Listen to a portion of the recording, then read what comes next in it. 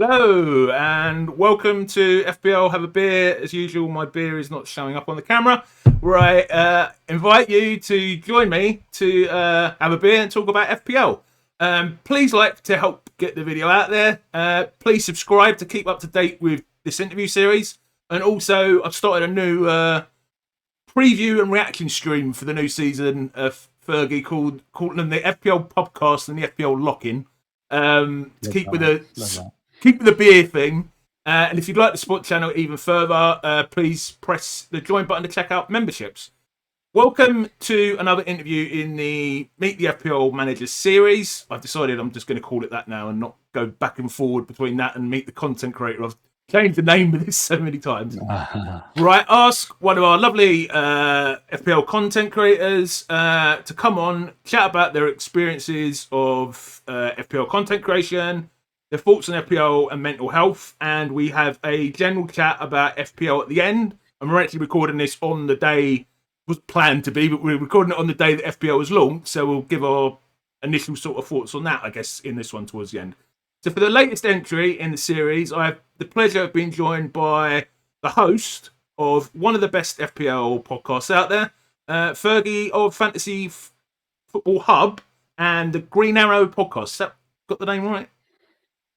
It is, mate. Yeah. Thank you, Gary. It's great to be on. I really enjoyed the series, and I'm buzzing to come on and talk about it, mate. Superb. Thanks, mate. Yeah. So I usually start up just by asking some general questions about yourself, like where did you grow up? What football team do you support? What were your first memories of football? Things like that.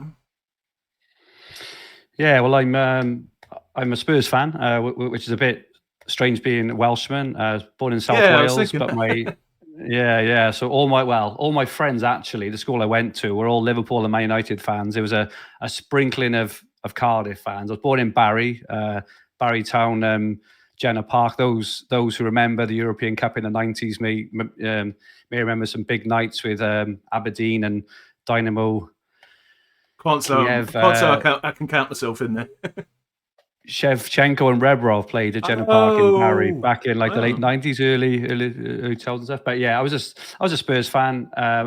My dad was a Spurs fan, and it's just kind of rammed it home sort of towards 1990, 91. So England played in Italia 90, and for my sins as a Welshman, I was 10 at the time. Obviously, Wales were nowhere then. I mean, they're not much better now, but they were nowhere then. So I supported England in 1990, and that was my first sort of real taste of, live sort of football in terms of getting excited about a competition and being a Spurs fan. Go on, sorry. Did the other kids in school then support England? They were as well? all.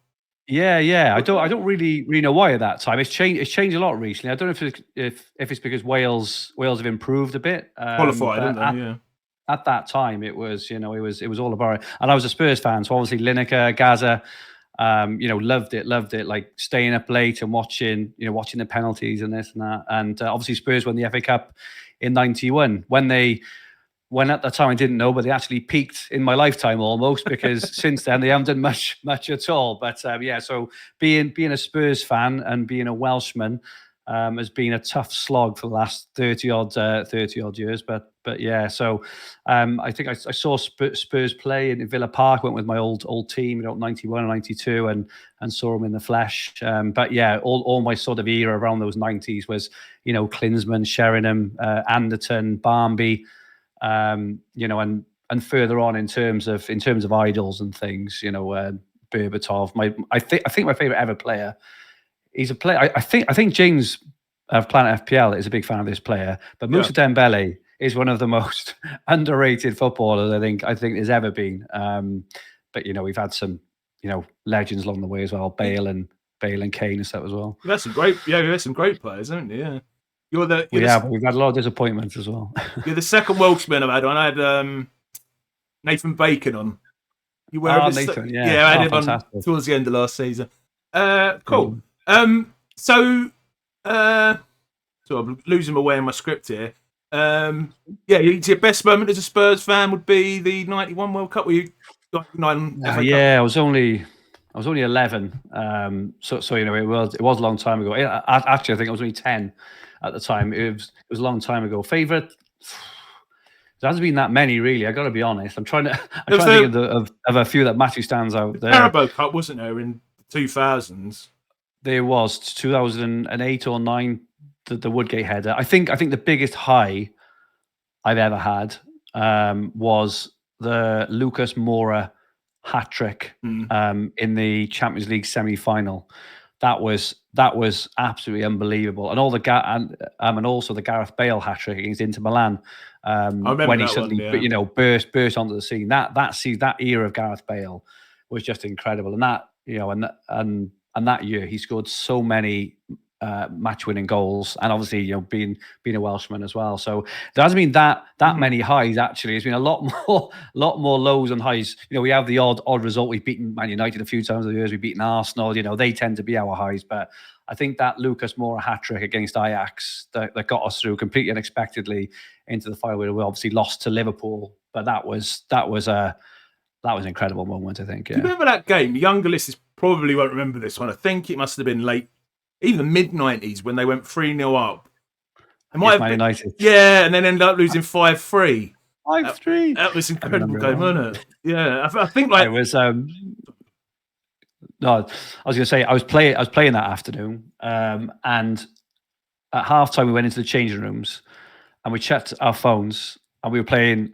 at the same time, Spurs are 3-0 up, and there's loads of Man United fans in my change room. So I'm giving it large. I'm dancing around. I've got my Spurs scarf. I'm hitting them all with it. I'm taking my shirt off, running around, giving it all this.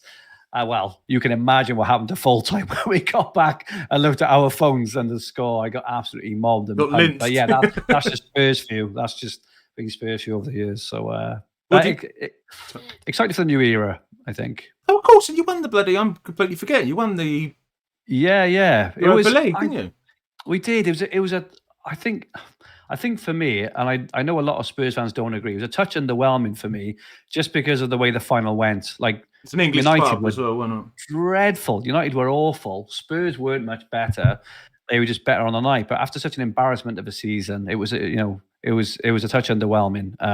But I'm excited for Thomas Frank. I think he's a fantastic manager.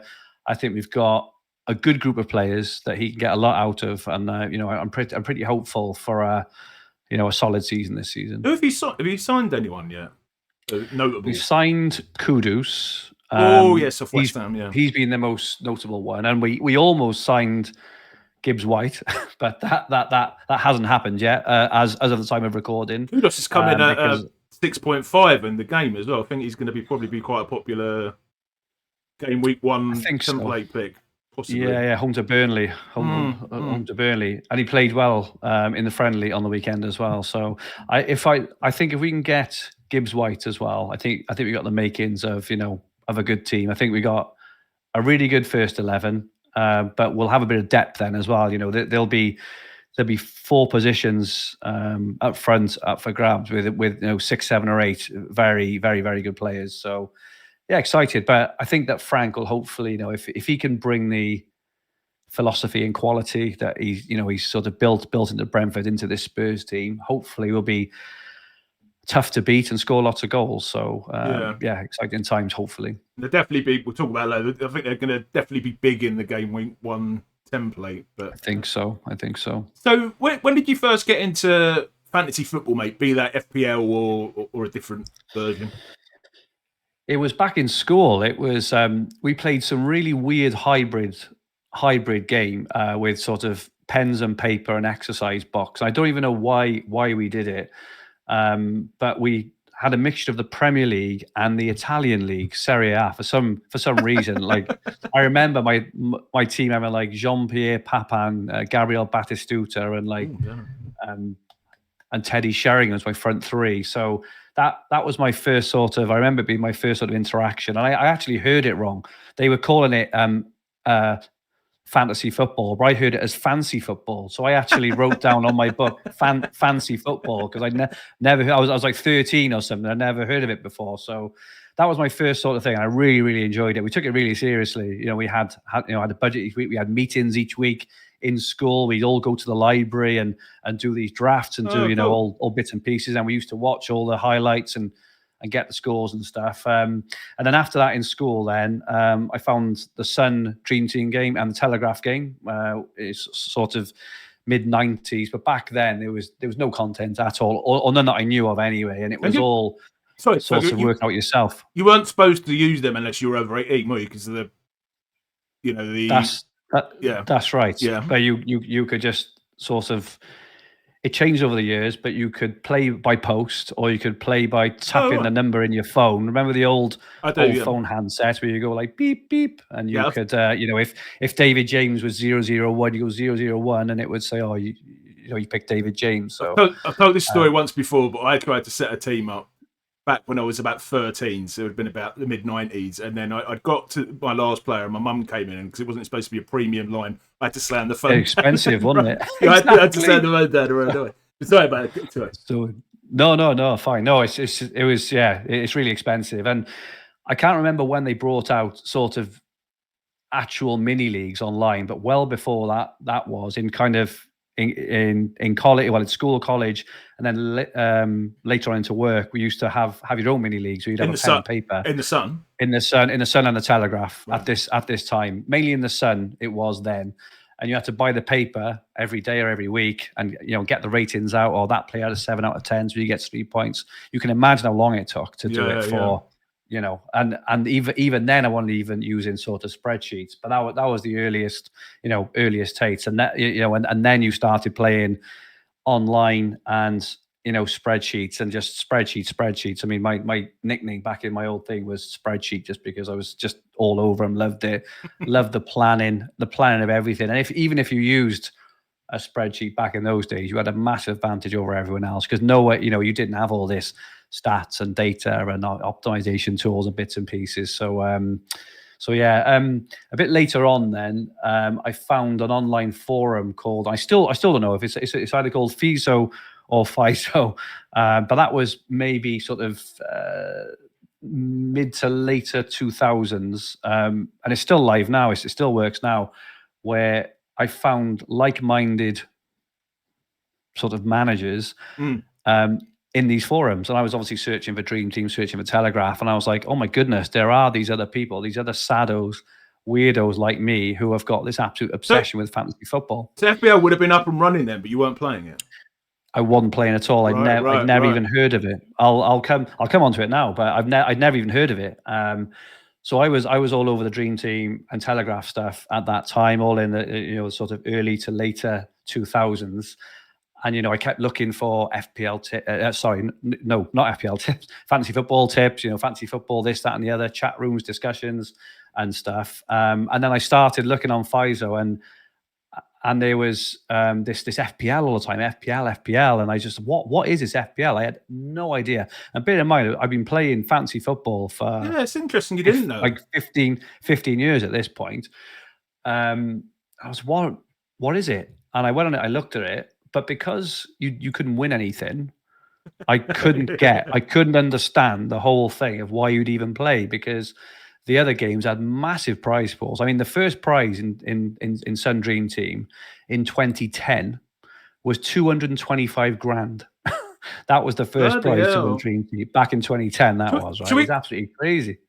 I'll get into it later, but of course you won the Sun Dream Team. We might as well talk about it now, I guess. Or shall we leave it to later? Yeah. Leave it to later, maybe. But I'm just thinking, because then, wasn't the price, because you said you won 75 grand, so the price had gone down by then. It has, yeah. Well, back then, Dream Team was the dominant game. It was absolutely massive. In the UK, it was absolutely huge. There was, well over 1 million teams, which I don't think there was FPL at that point. Obviously, FPL has overtaken it massively. And FPL is the number one game now by an absolute mile in the UK and all over the world. But at that point, I think FPL was probably under Dream Team in terms of the number of entries. But the prize money was incredible, both in terms of the overall games, but also in terms of mini leagues. I was used to put in 10 quid in, 20 quid in, 5 quid in all the time, and winning most of the time at that time these mini leagues with the help of the forums and my spreadsheets and bits and pieces. And I was like, why would anyone play FPL? No one plays for money, and there's no prize. So that was my first initial sort of thought about it. but yeah, it was. I could just see it was such a massive game. It was just huge, and I started playing one year. I think it was 2012, and I think it was the Suarez and Sturridge season. Just before I And started playing, yeah. was that 2012, 2013 maybe? And I gave up at Christmas because I just couldn't get my head around it, because it's such a different game to the other games. The other games, you have a lot of control over your team. You can make sort of transfers between matches, never mind between sort of weeks. You know, you can make a transfer at 2:00 on a Sunday and then take that player out for the 4:00 game on a Sunday. So I didn't enjoy the hands-off approach that FPL sort of offered at that time. Does the Sun have, again, too late, did they have defensive points? Because that's obviously, we'll talk about it later, the big thing. Was that part of the Sun? Because I know it was part of Sky. Yeah, so they it's clean sheets, but they had overall rating points. So back in those days, it was adjudged by the reporter for the Sun at the game of their match rating out of 10. So if you had to have a minimum of 7 out of 10 to score 3 points. So if you had a 5 or 6 out of 10, you wouldn't score any extra. If you had a 7 or 8 out of 10, you get an extra 3 points. Such was the scoring matrix back at that time. Very subjective. Yeah, Sky's different again. Exactly. And you can imagine it caused chaos. But I say that again, back in those days, which was like 16, 17 years ago, there wasn't all this data around to even think about having a data-driven sort of approach to those sorts of things. So, and then I started playing FPL then in 2013, 2014 properly. Had a pretty good season then. Found Fantasy Football Geek, which is another site I used to use really regularly. And started getting okay at FPL. And I think in 2015, 2016, I got top 20k finishes. I found Sky just before that as well, the Sky Fantasy game. So I used to play all 4 games, FPL, Sky Fantasy, Telegraph, and Dream Team, until Sky finished a couple of seasons ago, sadly. Question, Fergie. What was your, when they were all going, what was your favourite version of fantasy football? It's a really good question. And because the games used to change a lot, like at the moment, my favorite game in terms of the gameplay is Dream Team. I think it's absolutely fantastic. You get lots of points for lots of different actions. It includes European games. It includes Carabao Cup games, FA Cup games. Yeah, it includes everything. So there's always points going on all the time. It was Sky when Sky was around, because you used to have extra bonus points for tackles, for passes, or all that sort of thing. You used to get rewarded as well for daily interaction, so you could change your captain from a Friday to a Saturday to a Sunday to a Monday and get double points, which I really enjoyed. Used to have alarms all over my phones. I would have about 5 alarms on a Saturday and 6 on a Sunday and stuff. But it was all, all part of the experience, really. I loved it. Absolutely loved it. It's tailed off a little bit now in the last year or two, but yeah, it was everything. It was just a complete obsession. And obviously, then when you start doing well, winning lots of mini leagues, and back at that point, content creation was maybe just starting. I started a blog myself actually in about 2015, which was just so embarrassingly bad. But I started writing because on a Saturday morning, I just really enjoyed the thing of just getting up, looking at all my team, looking at all my plans, and just writing about it. Just putting my thoughts down on paper. So I started a blog, and then I had a really good season. And in 2017, finished in the top 1K in FPL, finished in the top, I think, 500 in all the other games. And then I started writing then for Fantasy Football Geek, which was my first real foray then into content.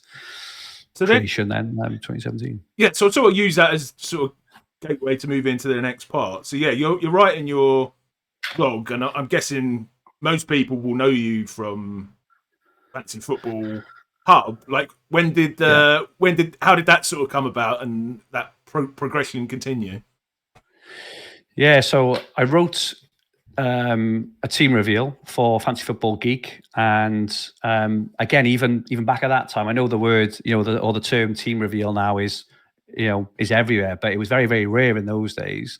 that people used to reveal their teams. If you go back on Twitter around about 2017, which is when a lot of the major accounts started, it wasn't even a thing. No one used to share their teams.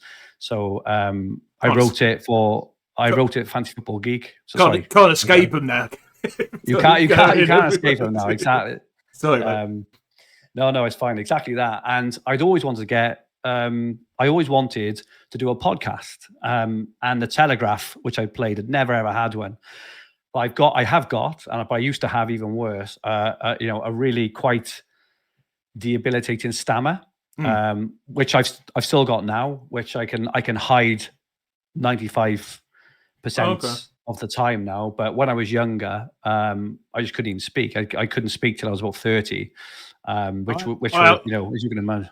Yeah, but when I was 13, I had a speech therapist for really 3 or 4 months and managed to completely get rid of it. But yeah, when I was younger, nice. yeah. But sorry, man, go on. No, it's fine. But obviously, having a stammer didn't really lend itself to podcasting, to speaking or going on camera or going on YouTube or whatever else. But I really wanted to kind of do it. And I remember the one night I wrote this whole script word for word because I could read okay. It was when I was sort of ad-libbing like I am now, where I just tried to get my words out. And I did this awful GFF podcast, basically. Well, awful looking back at it now. But, it received a lot of really good feedback because the fact that no one's talking about Telegraph. There was lots of Telegraph players, but there was very little content, if any, about the Telegraph game itself. So a couple of the guys, Luke Wilson and Carl Weeks, reached out to me and said, we'd love to come on and do it all the time. And I suppose there was a mixture of that. I was getting a lot of support in work, helping as well, because I was sort of moving through the ranks in terms of moving into management roles in work and having to present, present lots of people, speak on stage, all this sort of stuff. So I was having a lot of speech therapy and, and counselling and things. And I think as well, I came of age a bit as well, I think, just in terms of just being comfortable with the fact that I had a stammer. It was part of who I was.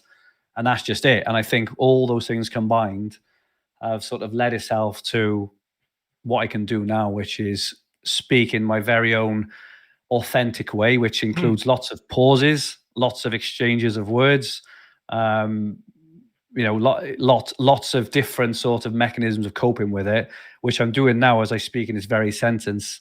But I can hide it really well. That's amazing. I've been listening to you for years, and I would never have known. You know what I mean?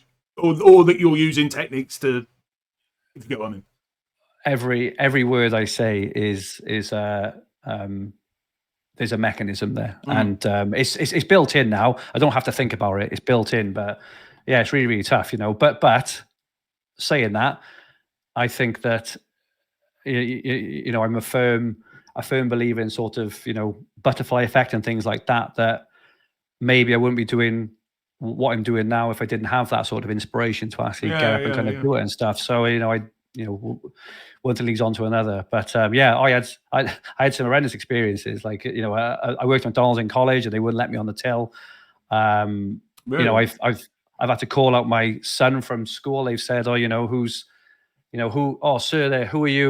waiting for? My son's name is Tane, and I couldn't say the word Tane, so I'm just stood there, sort of like, looking like the guy who's there, stood outside of school for no reason, can't even answer who my kid's name is and stuff. So it was awful. But anyway, did the podcast, got through it, and then Will Thomas and Fantasy Football Hub had just started the hub actually in 2018, and he reached out to me and asked if I'd go on one of his videos to talk about FPL.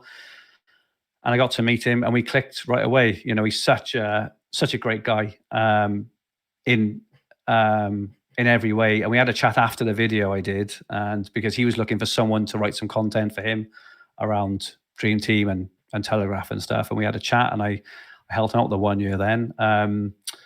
The following year then, so I was a contributor for about a year for him.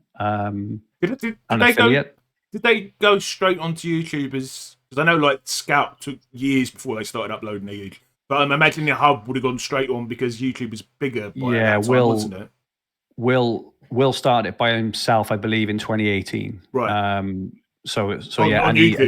he was very good on YouTube. Right. He had the website. Fantasy Football Hub, but he used the YouTube, which we do now, as a sort of vehicle for brand awareness, as well as insight entertainment. But essentially, we've got we have the channel to provide insight and entertain, but it's also to raise awareness of Fantasy Football Hub, which is where we use all the data stats and whatever else. So, and Will was a fantastic YouTuber, a fantastic presenter, but it got to a point where he didn't have the time. So I took over the YouTube. Got an awesome rank history as well, hasn't he? Oh, Will's one of the best fantasy managers of all time. Yeah. I think he had. I think he'd say it himself. Over the last few years now, he's so much more sort of, he's a businessman, and he's got a lot on his plate. So he maybe hasn't given fantasy, especially, as much as he used to. Sky, he was fantastic in Sky. He had loads of top 100 finishes in Sky as well. I think he's got 8 top 10k FPL finishes, but he could have had a load more, I reckon. But I took over the YouTube from Will in 2019, and that's when we had a discussion. I was in work at that time. I worked in tech. I enjoyed my job. It was good, but there's enjoyment, then there's enjoyment, right? And at that point, Will was looking to expand the hub, and I reached out. I sent him an email. I remember the date. It was the 19th of September, 2019. It was one lunchtime, and I saw he'd just done a crowd raise to try, get the hub sort of properly up and running. And I emailed him, and I just said, "Well, if there's ever any opportunity to come and work at the hub in any capacity, I'd love to." And 3 months later, I was the part-time head of content. Dropped a day or two in work in my job and started working on the hub. And then over the next sort of year to 15 months, I think I became officially full-time 1st of January 2021. But yeah, I used to do all the editorial work, which was a hell of a job at that time, because there was only a couple of us working with Will. I was the first official employee. There's a couple of guys working with him, as contractors, some amazing people who helped build the hub and build the tools. But I was the editor, and at that time it was absolutely mental, sort of 100-hour weeks in the summer and stuff. But I absolutely loved it. Absolutely loved it, though. Right, waking up every day and thinking, right, I've got to write about FPL, or I've got to work with some of the best FPL managers there ever are. Like Matthew Jones, Richard Clarke, Abdul Rahman, FPL Heisenberg, all these guys, Holly Shand. Just working with these, working with them in terms of their articles. So does that mean that obviously you host the Green Hour, but were you behind organising a lot of the other content that you weren't necessarily on screen yourself? Yeah, sure. Yeah. So, well, my job between 2019 and 2022, I was head of content. So part of my job was to produce an FPL stream and podcast for Fantasy Football Hub. So in its very early days, it was called the Fantasy Football Hub podcast. I was a self-taught YouTuber, which I don't know if you are, Gary, but it was mate, hard work. Takes a while. Then I'm still working on it. It takes a while. Well, I went, so because Will had already built up an audience, I think when I started working on it, we had about sort of 8,000 or 10,000 subs. So we had a pretty good audience, even back in those days in 2019. And I was messing around with all these buttons, trying to work out all this stuff. And I pressed go live because that's what the instructions said. But I had my top off. It was a Saturday morning. I'm sat there eating a sausage sandwich, trying to work out how to do something. And I suddenly realized that the go live counter was going up 10, 20, 30, 40. I'm like, well, that's funny. Why is it doing that? It must be a bug. And I carried on. And then it got to about 80 and we got about 30 seconds in. And I was thinking, what? And I thought, you have that feeling? Oh my God. And I realized I was live with my top off. Thankfully, the camera was low down so you could only see my torso and not my face as well, because that would have probably been. I'm sure it was a largely female audience enjoying the. This is it, but it was horrendous. But yeah, self-taught, and it was incredibly hard. I remember once. I'm sure you know yourself, don't you? I remember once I went on, and this online, and I'm a big fan of above average FPL. Yeah. And I switched on, and this wasn't even that long ago. It's probably only 3 or 4 years ago. I interviewed him. I should have brought it up then. And Adam was live, and he was just sitting there doing some accounting or something. And he must have been on for about 25, 30 minutes before he finally turned it off. I'm sorry, really? You know when you sort of think, goodness. am I dreaming or something? Is this really happening? Fantastic. I completely forgot. I should have brought out with him when he was here. It's easily done, though. It's easily done. As you know yourself, like running the tech is incredibly difficult. If you're working from scratch, especially all the buttons, all the buttons you got to press. I have audio issues all the time, and I don't know if it's me. I don't know if it's it's OBS. I don't know if it's YouTube. Sometimes it's just it'll just one day it won't work. And we've had lots of. It took me literally an entire season to figure out all the issues with you. I'm sure there still is some now, but. Yeah, so the Green Arrow. So you're saying that started in about 2019, and so it was called the Green Arrow then. I think we called it the Green Arrow about a year later. Because obviously the Fantasy Football podcast, the Fantasy Football Hub podcast hasn't got much of a ring about it. So it was myself and Adam Hopcroft at the time. Andy Green, who finished third in FPL in 2017 or 2018, he joined us at the start. But it ended up me and Adam had a great rapport. Adam. Adam's still with Hub? He is, but he's just incredibly busy in work all the time. So we have him on I think he came on once or twice last year. Yeah, I used to love it when it was you, him, and Rich. That was like the dream team for that. Yeah. But yeah, it was. No, it's fine. Yeah, we had really good fun. But yeah, I could sense over the months that work was just sort of getting on top of him more and more. And when he messaged and just said, "Look, guys, I can't do this anymore," because he wanted to do the pod justice in terms of the preparation and insight, and he just felt he was coming home from work at 5 o'clock. We were going live at 5:30, and he felt he was rushing. And that's completely fair enough, and I completely understand. So I was devastated actually, because I built up such a great rapport and friendship with Adam. But Richard joined at that time as a third, and the dynamic and the pod is different with me and Rich, but different, I hope in an incredibly sort of positive way, in terms of we found our new way now, and Rich is such, again, what a manager, like Adam and Rich. Adam I think he had 8 top 10K finishes, but he was also, really, really humble, great guy. Used to laugh for each other, and Rich is exactly the same. So Rich's record is, I think he's the third best English FPL manager of all time. Just absolutely insane. But the way he articulates himself, the way he carries himself, the way he gets his points across, the insights he gives. I mean, we're very much a double act in terms of, I host the tech and I don't mind being laughed at for my decisions, and Rich is the brains of the operation. But it works, and he's absolutely superb. We created something new now, and we're going into our what will it be, sixth season, I think. We're getting a producer this year for the first time, because we're just so busy all kind of all the time. Well, yourself how much time it takes to stream and stuff, and I'm a bit of a perfectionist, and I can't half-ass something. I can't just be like, oh, we'll just go live. It takes hours of prep and stuff. So can I ask you a bit of a critical question? Yeah, of course.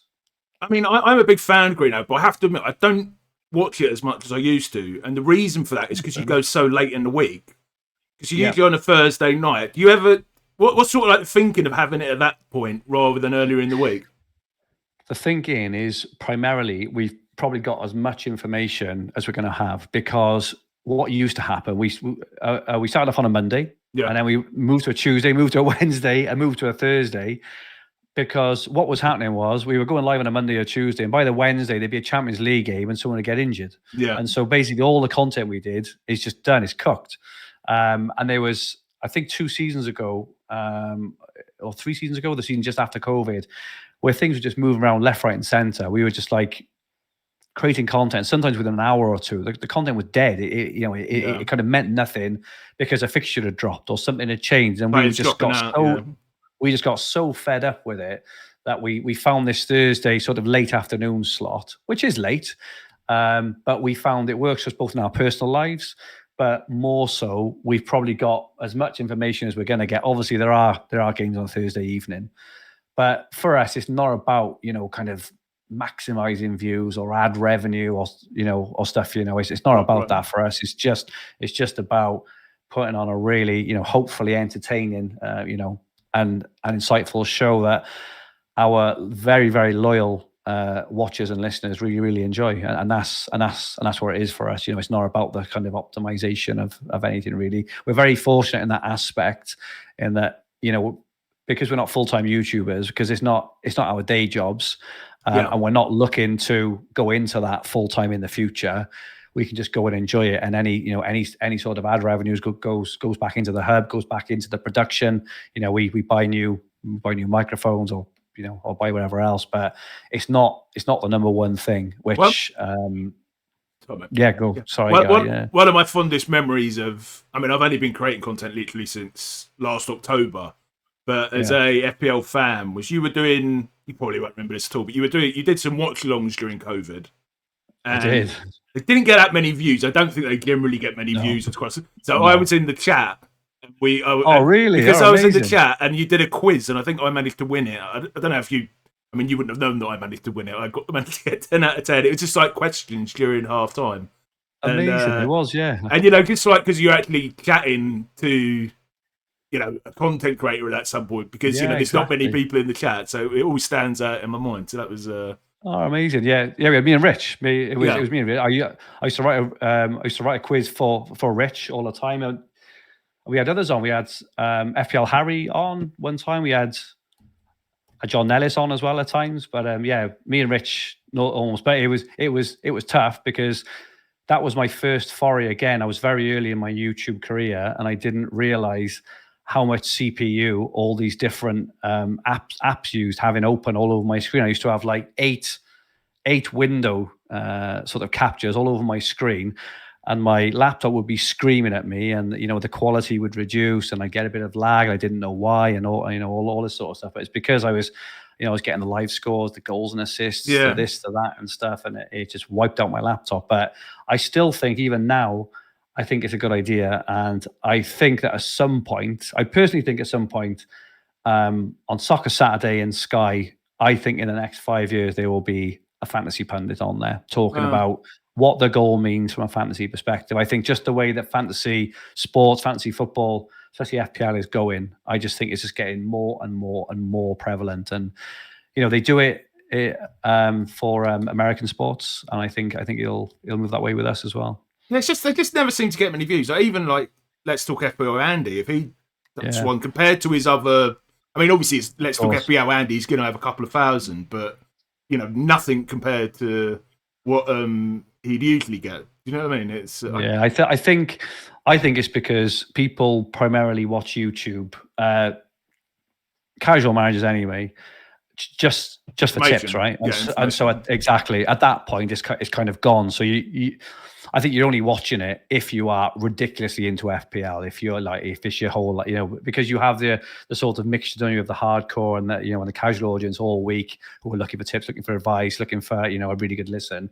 As soon as the deadline goes, the casual manager is just like, and that's no, I know the word sort of casual. It's not, it's not a derogatory term at all. It just means not hyper engaged idiots like us who spend our whole life thinking about our FPL. The other thing that came to mind when he said that is you mentioned I can't remember his name, the Irish guy that used to work for you, John Nellis. Who someone only Nellis, he's massive. No? I know, only showed me that a couple of weeks ago. It's got nothing to do with FPL. It's like, I just scrolled through the videos. It was like meet Kylian and Mbappe. Exactly. He's absolute. Do you have any idea where he went from hub to there? Yeah. Well, he was with us. I think he was with us on the 2022 season. We were one of the first opportunities I think he had, in terms of, because he used to be. I think he's quite open about this. He used to be an air traffic controller, but he was very, very good in front of camera. He used to do all other different sort of of fantasy sports and stuff, and we gave him a contract. He started working with us, and at that point as well, I think he started his own stuff as well with his partner Alex, who's his his producer, who is an absolutely insane producer. The pair of them together are just an absolute dream team, as you know, as their results have shown. But yeah, he worked with us for about a year, 18 months. He did a fantastic job for us, Johnny, and he's such a great guy. But he is just absolutely ballooned. I think he was one of the pioneers of sort of short form content in terms of YouTube Shorts and He's on millions, TikTok and Instagram. Millions and millions. Millions of subscribers. He is massive now. He's going all over the world, recording all these videos with, as you say, Kylian Mbappe and and all these absolute superstars. So yeah, best of luck to him. He's done an incredible job. And, and a big shout out to the lesser known person in that partnership, Alex Emery, who as a producer is probably one of the best in the world. He is absolutely fantastic and a really good guy as well. Yeah. So I'll move on to the next questions I usually ask. What would you say are the positives and negatives of creating FPL content, being an FPL content creator, if you class yourself as that? Yeah, I suppose the positives which I've had, at first it was obviously a passion, and it's being able to express your passion. The first time I ever went to an FPL meetup, sitting in a room with there was 6 FPL guys there, and again, back in those days it was sort of unheard of. This was back in sort of 2017 or 2018, and I met Will Thomas, Ben Crellin, Andy Green, and a few others. And we sat, and I was like, and again, then it was like, what, you're going all the way to London to meet some guys that from the internet to talk about fantasy football. I'm like, that's like geeky. That's like the dorkiest thing in the world, doesn't it? Geeky. Well, it was, and back then it was like stupidly geeky. But yeah, that actually meeting people like yourself now and meeting other people who've got a shared passion for something. I mean, you just can't beat it, right? Like it's when I'm at a Spurs match, just surrounded by Spurs fans. Obviously, being quite a lonely Spurs fan in South Wales, when you're surrounded by Spurs fans, you've just got this immediate relationship with all these people around you, this shared love, this shared passion. So just to be able to speak to people and express myself, and get, and build an audience, be able to write for people, be able to, speak from the heart in terms of stuff like that it's just amazing. FPL is the sort of thing as well. You can't really talk to anyone about it unless they, even if they play the game, unless they're a really passionate player, you can't really talk to anyone else about it, can you? Do you know what I mean? It's such a niche hobby. Exactly that. Yeah. Exactly that. You're either massively into it or you're not really. And you can always tell. You can always tell, even when someone goes, FPL, and you have to get on their level in terms of where they are. It may be, and it's funny because when you say, "Oh, how's your season going?" 99% of the people you meet will say, something like, I'm third this year, or I'm second, because they don't even know overall rank even exists. No. They just concentrate completely on their mini league, which is what I used to do years ago. But definitely that sort of outlet, meeting like-minded people all over the world. I mean, even this summer now, I just went on a stag do to Tenerife in May with Paul McNulty. I don't think you know Paul, but he is a wonderful all-round manager, one of the best in the world. I podcast with him as well on a Monday night, sort of multi-format. He won the official Sky Sports game in 2023, won 50 grand. Oh. But I went to his stag in Tenerife in May, and then went to his wedding a fortnight ago. I played golf in the summer with our hub team. I played golf with Rich and 2 of our Hub Ultra members back in May, which you just never do these things. What's a Hub Ultra member? Because you mentioned that before we were recording as well. Is that membership?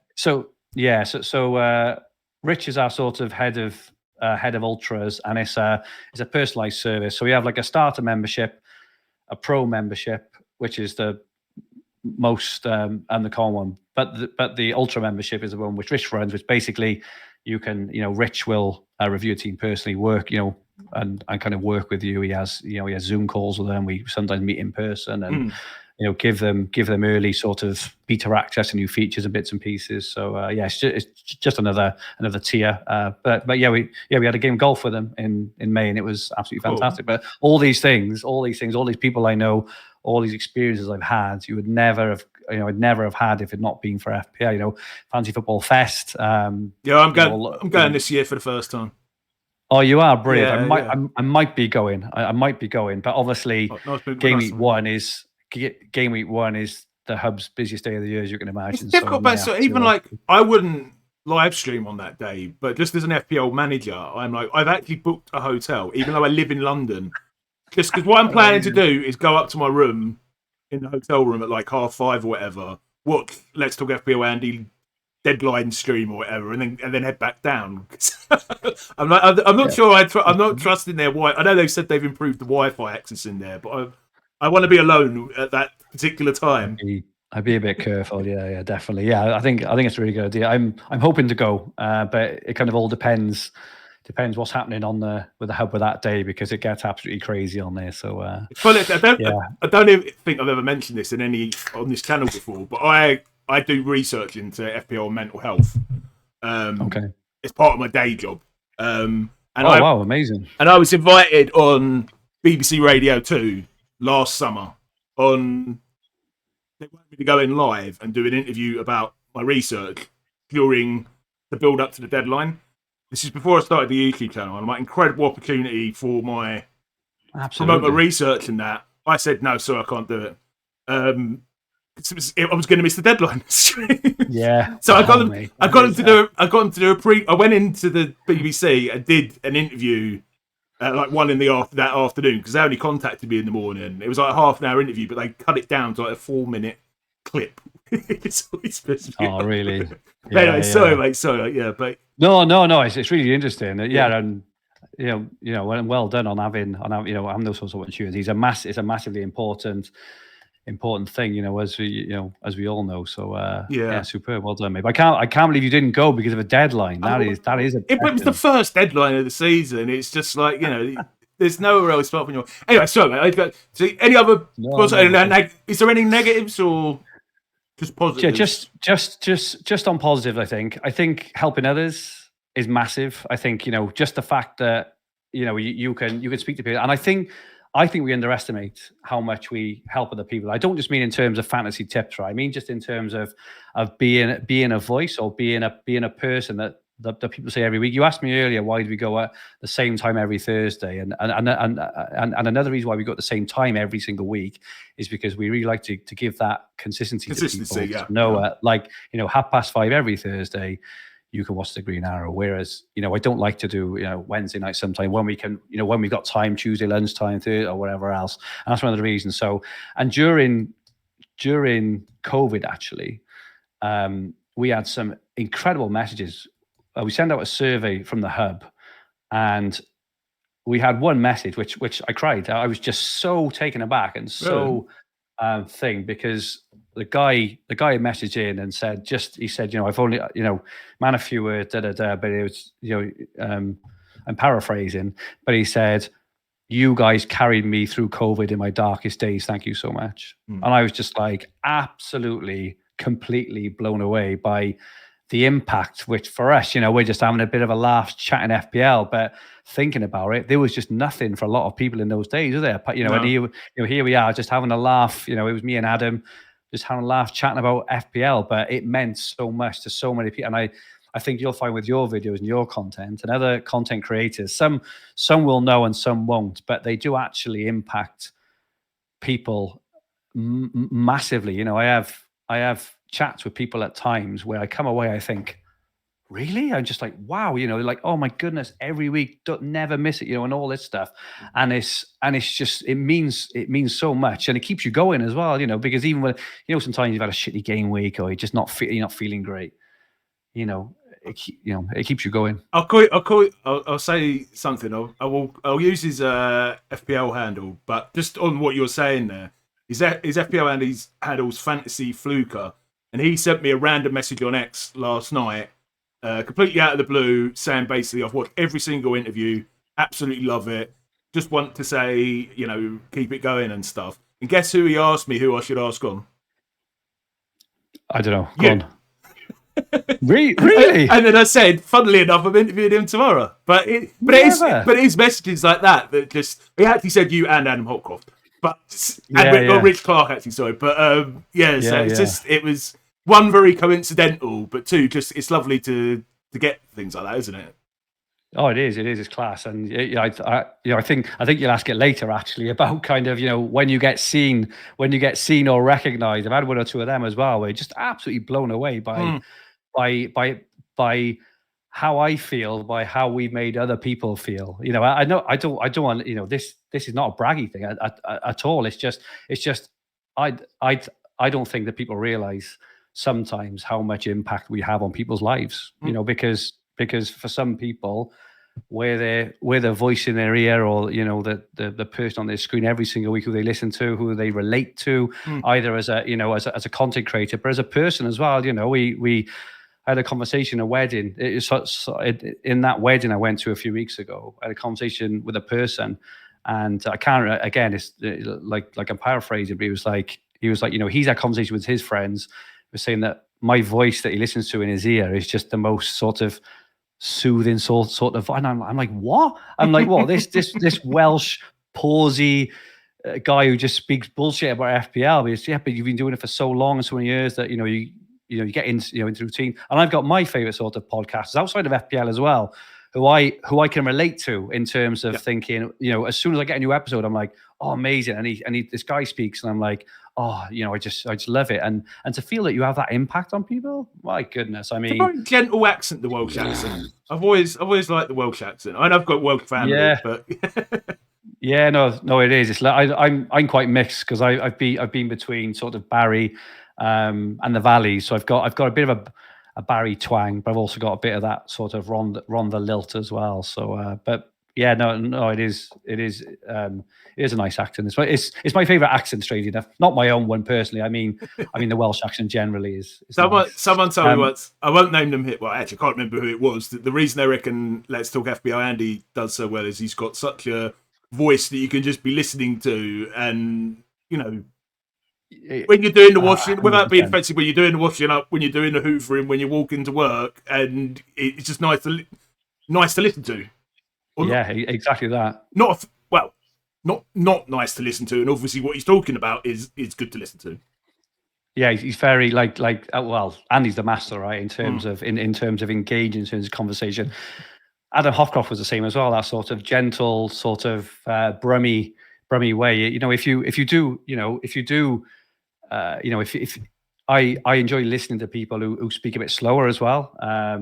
And stuff, and it gets you. It just gets you engaged. But everyone likes different things. So I'm rambling on now. But just say the final thing in terms of positive as well for me personally, and lots of others as well. It's just the opportunities you can end up with. I mean, look at Andy. Look at all the YouTubers now. Harry, Focal, Raptor. All these people and others who who get to FPL Mate.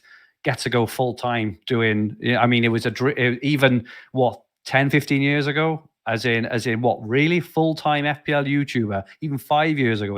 Andy I've had Andy on. He only started. It was 8 or 9 years ago, when we did the interview. Literally was when he started, and he is, along with FPL. I'm a bit of a encyclopedic knowledge having done this. I think apart from FPL tips, he was literally the first person who went solo. So it wasn't even a thing until 9 years ago. Really. Yeah, that's right, and it's just amazing, right? I mean, to be able to, chat in your own terms about something you love as a passion, from the comfort of your own home, and there's other people as well. People like Gianni, who had on last time, or the one before. What a career he's made for himself. These people like Holly Shand, who is one of my absolute inspirations. Like the life she's made for herself. And I just look at these people, all these people I mentioned, and more, and I just admire them. And I just think, you go, like all power to you for creating a life for yourself based off a passion. Because I also know how hard they all work. Everyone thinks they just rock up every day. Oh, I know. Let's just do a video, knock on the camera for 10 minutes. And then they go off and they'll do what they're doing. I mean, it's not right. Like the preparation and work needed, that all the production work needed to do a high quality video is just insane, all the way behind the scenes. So I was amazed how quickly they were managed to get some of the videos out today, though. As the deadline was going out, people just going live and like the Salah and Haaland news came out. They revealed their prices. It must have only been an hour or so before the game released, and I went on YouTube. So you know what I mean? There's just so many of them, but there are. I sometimes wonder whether I should ask this to people who work for a company rather than it's all good. Their own YouTube channel. But what advice would you give to someone who wanted to start out as an FPL content creator?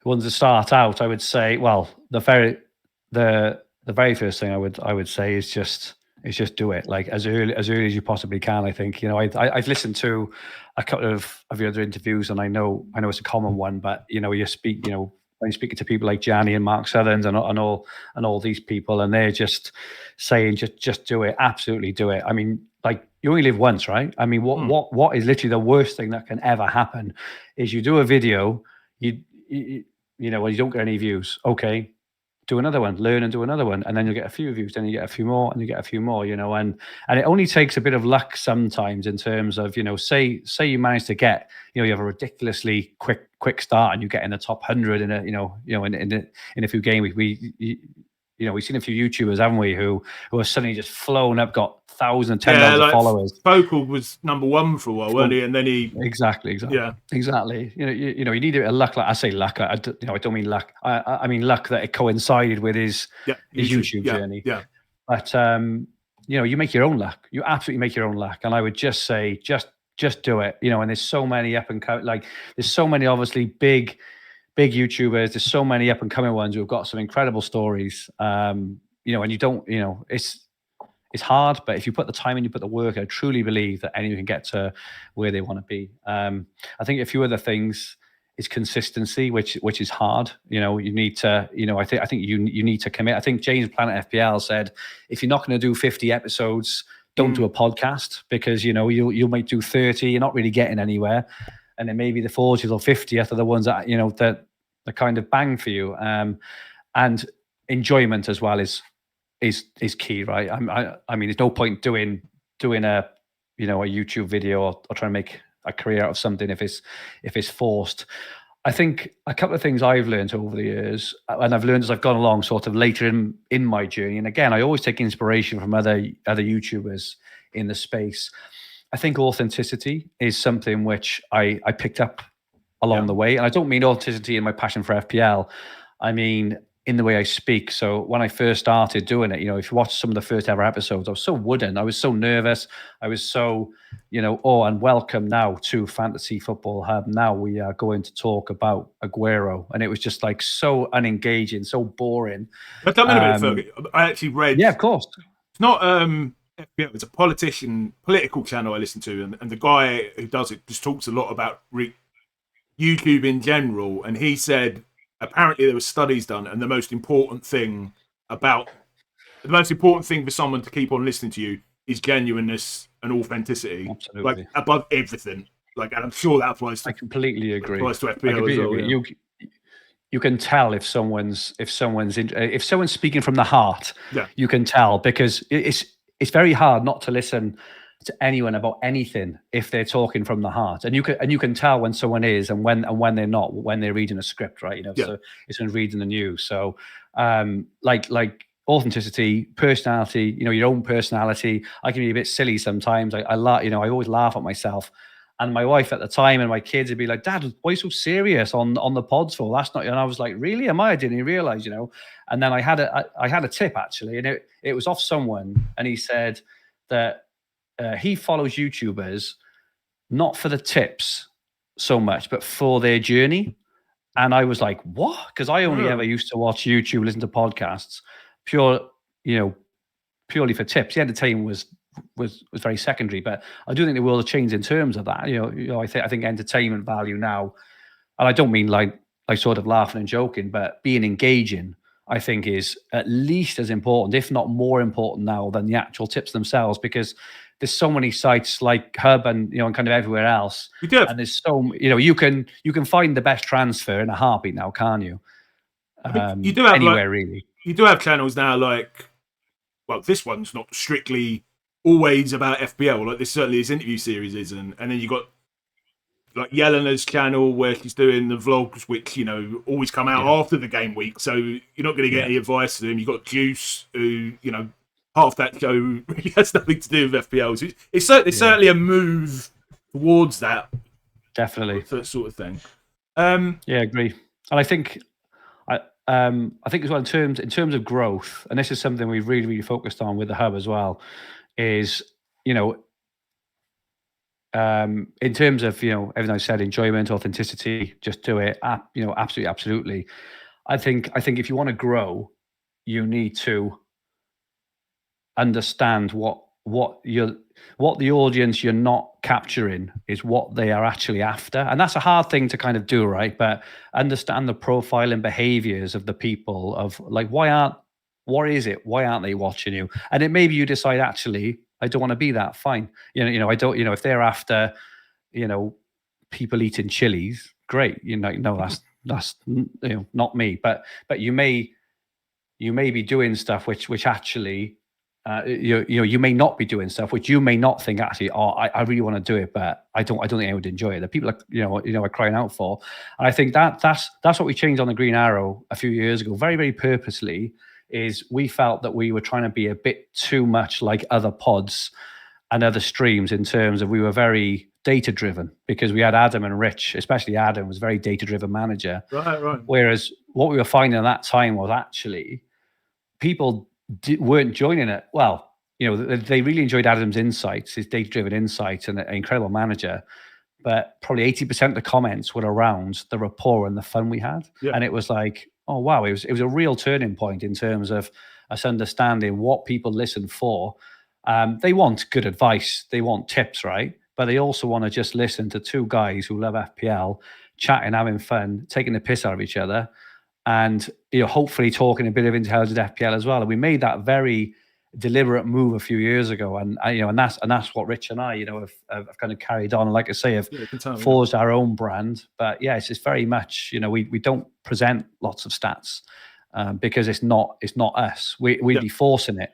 We like to have a chat about players and have and take the mick out of each other. So it's interesting because I said to you before we started recording, you said you'd hopefully be up for coming on, but I'm doing this FPL podcast and lock-in with Trigger Lips, who is not massive. Obviously, he's a legendary FPL manager, but isn't that big on stats? Yeah, brilliant, mate. Oh, yeah. Your light just gone off, mate, or is that just? Oh, it might be. Hang on one sec. Let me flip my. I'll just turn my light on one sec.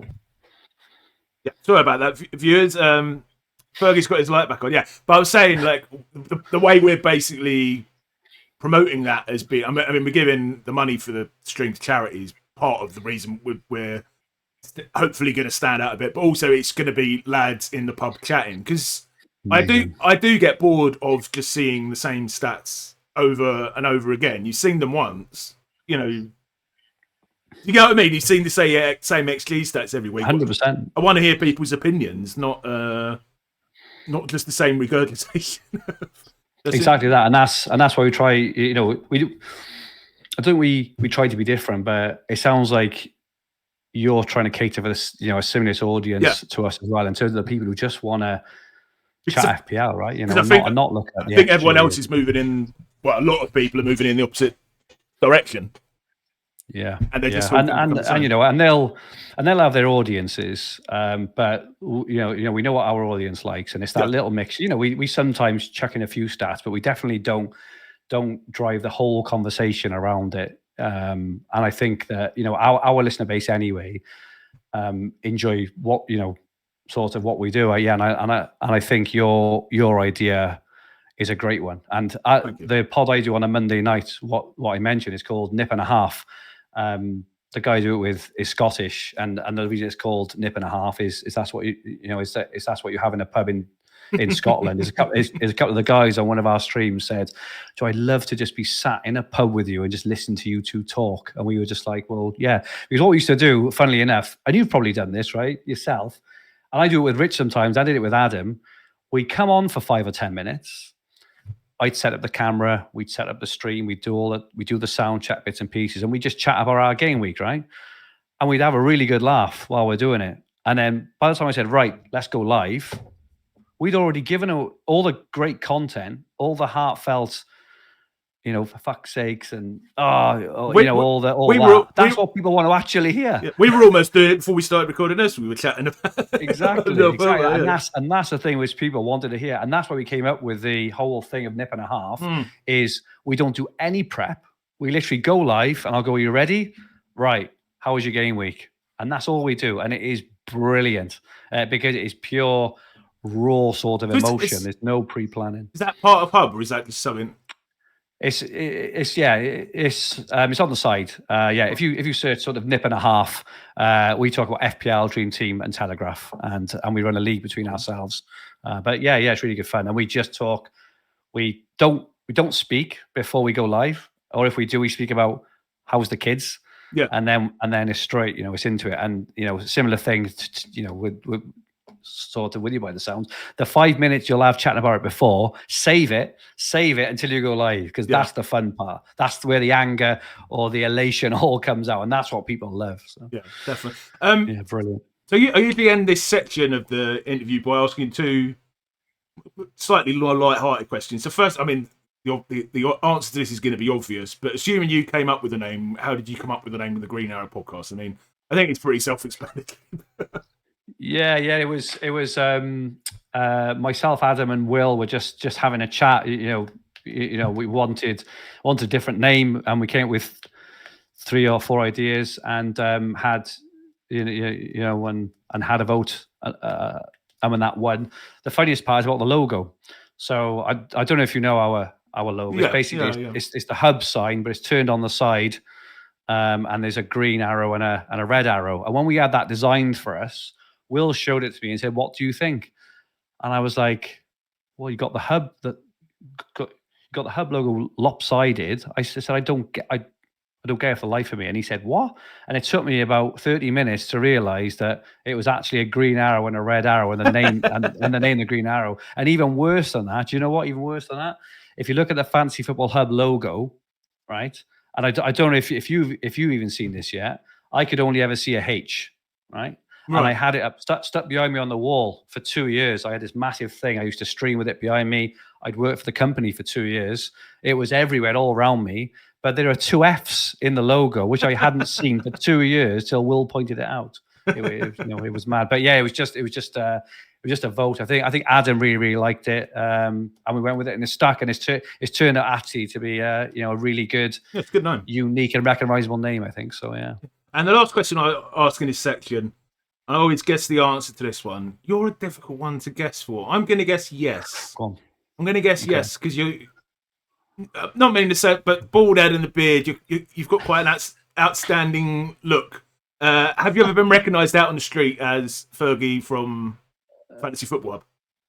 Yeah, not loads, but I have been. I have in front of my sons, which was amazing. I was in Tenby in a pub, and I'm watching football with my sons, and a guy came out, and my sons at the time were like 10 and 9 or something. Cool. And he was like, "Oh, Fergie, can I have a photo?" My boys are like, that was amazing. And I've had a couple of others, but I had one recently. Actually, it was really funny. It was it this year? Yeah, it was this year, and it was in double game week 24. I don't know if you remember. It was the whole assistant manager slot. Oh yeah. Slots. When they released it like 3 or 4 hours before the deadline, or a couple days before the deadline. So I watched the Spurs Liverpool match with my girlfriend in a pub, and then as we're walking back to the hotel, as you do, watch the football with your girlfriend while you're away. But it was the outcome of that result. If Liverpool beat Spurs, I don't know if you remember, it would have made Slot have a double in 25. Yeah. So I played my assistant managership anyway. It's all time ago now. But I'm walking up the hill anyway after watching the match, and there's this guy, and he's like, "Oh, Fergie," and I'm thinking, "Oh, is this someone I know from home or whatever else?" And he's like, "Oh, Green Arrow, blah blah blah." I had a really nice chat for like a minute or two.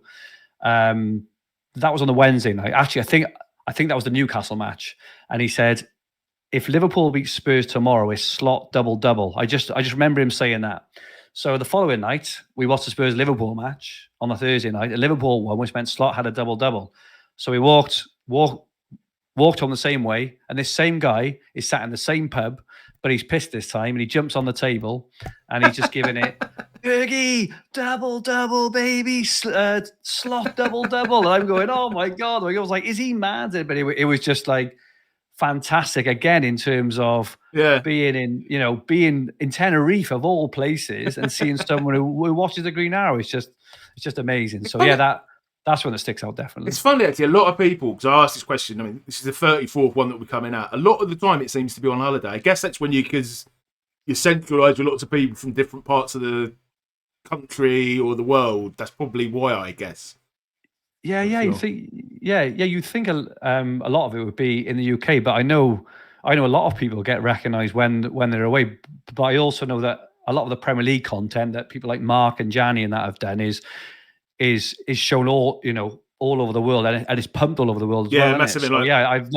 Massive in the Eastern. That's it. Yeah. So I've no idea why, but while I'm away, I seem to get recognised more than more at home. But it's just lovely. It's just really nice. And again, it's not the thing of being recognised.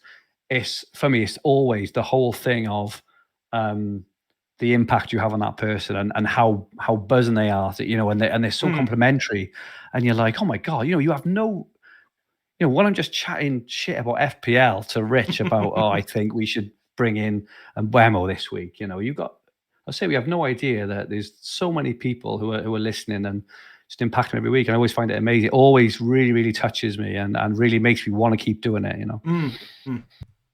Okay, so we'll move on to the next stage interview now. Just a reminder, if you're still listening at this point, please like to help get the video out there. Please subscribe to keep up to date with the interview series. And if you'd like to support the channel even further, please check out channel memberships.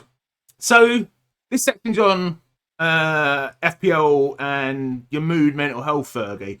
So I just generally start by asking, has FPL ever affected your mood / mental health? And I don't know if sometimes it's difficult to do this, but first of all, maybe as a player, you forget about the fact you're doing content, etc. And then secondly, as the host of the Green Arrow.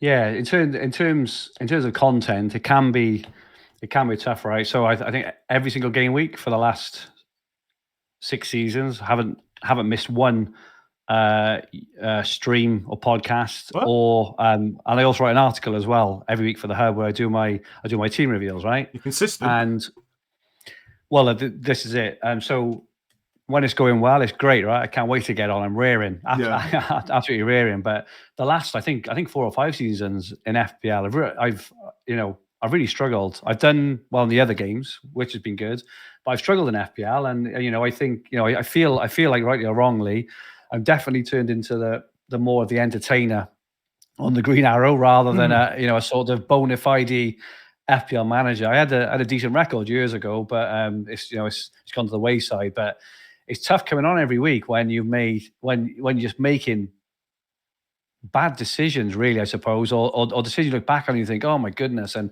you've got all these people all over social media, all into the videos going, oh yeah, I've got 69, or have you got 71? Or I got 72. I'm looking, I've got like 34 points, and I'm just like, oh my goodness. And then you have to go on, as you know yourself, right?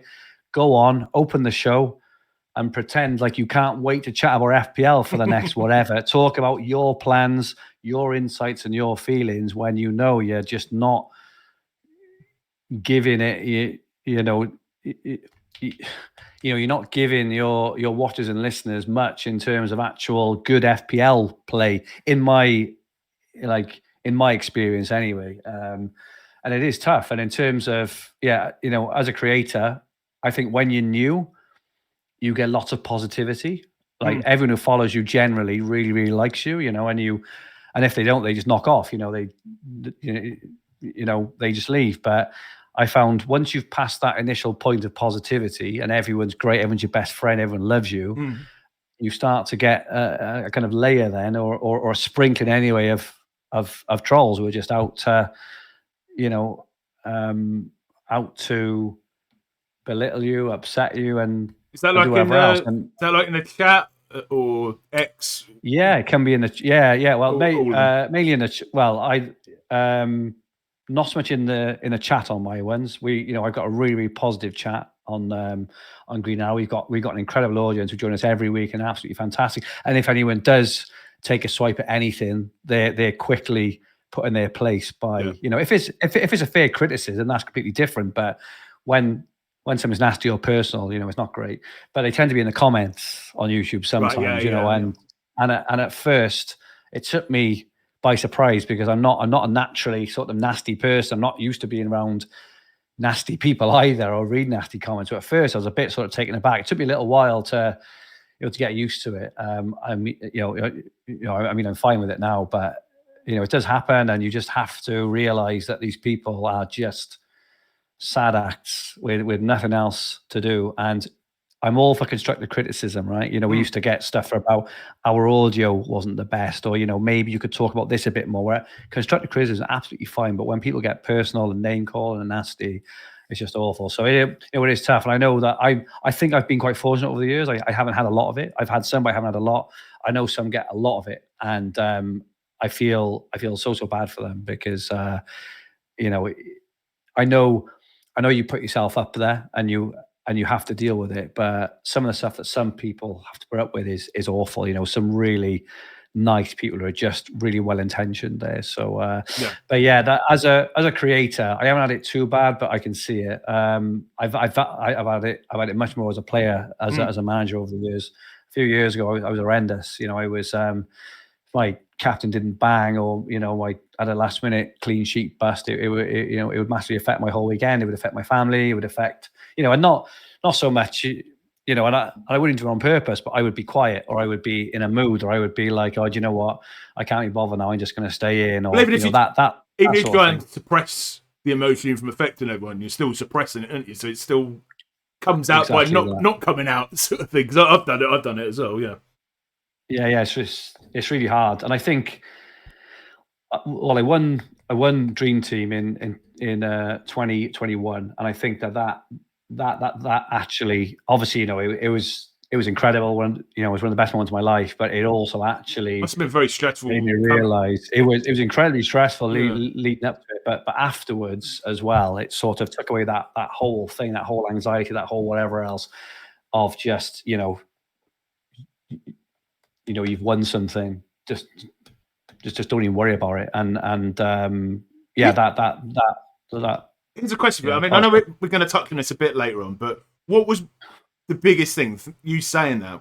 Was the money the more important thing to you, or the fact that you can put Sky winner 2021? The Sun. Yeah, it's easy to say, and it's probably the right thing to say, but in my case, it's absolutely true. Is the money was amazing, right? It's more money than I've ever had. We went on holiday. We built a massive house extension. It was insane. But for me, it was a lifelong dream, right? It was to actually win I've been playing fantasy football since I was 13. I was 40 when I won it. It's been a complete obsession of mine over the years. It's kind of like asking James from Planet FPL if he would like to watch Spurs win the league and Champions League or win 75 grand. He would no doubt be the Spurs winner, and that's what it was. It was for me as well. It was the absolute icing on the cake in terms of at that point. I'd just gone full time in fantasy football the year before. I was part of the hub, and it was just it was an incredible period in my life, and it was just cherry on top. And the money was amazing, but it was by far secondary to the fact that I think very if you think of life goals almost. I think I've been incredibly fortunate to have achieved one of my life goals so early, which is to win a national fantasy game. It was just one of the best experiences of my life. I'm going to make a bit of a weird comment here for the viewers as well, but FPL Nightmare, I don't know if you know him. I've heard him. Andrew, is it? Yeah, you may have seen him, but he wanted me to add into the script. Would you prefer just to everyone would you prefer to win FPL or take like 50, 75 grand? So the fact that you're saying that as someone who actually did get 75 grand, I think is quite interesting from that perspective. I think though it's it's time of life, it's circumstance as well, right? Maybe 5 years earlier, when my kids were young, when I was in a lesser paid job and maybe the 75 grand would have meant a lot more. So I think it is time of life. I was I was 40, had a family, had the house, had this, had that. Maybe it's a time of life thing as well. But at that moment for me, it was very much the win just meant everything. It was when I found out I won, I was getting out of my car, and because I didn't find out until the next day I'd won, insanely enough, because the app hadn't updated, right? So I was getting out of my car, and my wife at the time was scrolling down. She kept, refresh, and she said, "Oh, it's updated." And I looked, and I wasn't sure if I won. I thought I had, but I wasn't sure. And I scrolled down, it refreshed, and it showed me as #1 champion. And I just collapsed on the pavement. And my boy, it just floods of tears. And my boys were just jumping all over me. I mean, it was just one of the most intense experiences ever. It was amazing. Yeah. We might as well get into this bit here now. We've been talking about it. Yeah, go on. I had a couple of questions. So, if you could have won FPL instead, which obviously has crappy prizes, would you have switched it? I think Green Arrow followers are going to hate this answer, but I'm going to say no. And it's mainly because I played Dream Team since I was a little boy. Yeah, I played it. I was like 40. I played it for for 25 years, and I think the Dream Team game is fantastic as well. It's all of Europe. So I won because the Champions League final between Chelsea and Man City, if you remember that final. Yeah. Havertz scored. Yeah. So all the European games counted in that as well. So there was just football on, every day of the week. There's either Europe, Carabao, FA Cup, League, whatever it is. So I wouldn't swap the experience for anything, just because it was what it was. It was and I played it for so long. Yeah. The other question I had is, do you think? I mean, obviously FPL is very different than the Sun, because the Sun, I guess, get their prize money from people signing up to the game. Do you think FPL should? I mean, the prize has historically been it's a couple of tickets to a game, and if you live outside the UK, it's not. I mean, it's not a horrible prize, but it's not 75 grand, is it? Do you reckon they should up the ante a bit in terms of? I mean, I know we don't pay to enter, but it's the Premier League. It's not as if they're short of a bit of money. Well, the Dream Team game is actually free to play, so it's used as a sort of it's free to play. And it's global as well. I don't understand why more don't play, to be honest. Because even this year now, the first prize is 60,000 and it's free. How do they make the money out of it then? I guess advertising. It's just like a marketing tool. It's a marketing tool. So to get you on the Sun website. Yes, I'm guessing so. Yeah.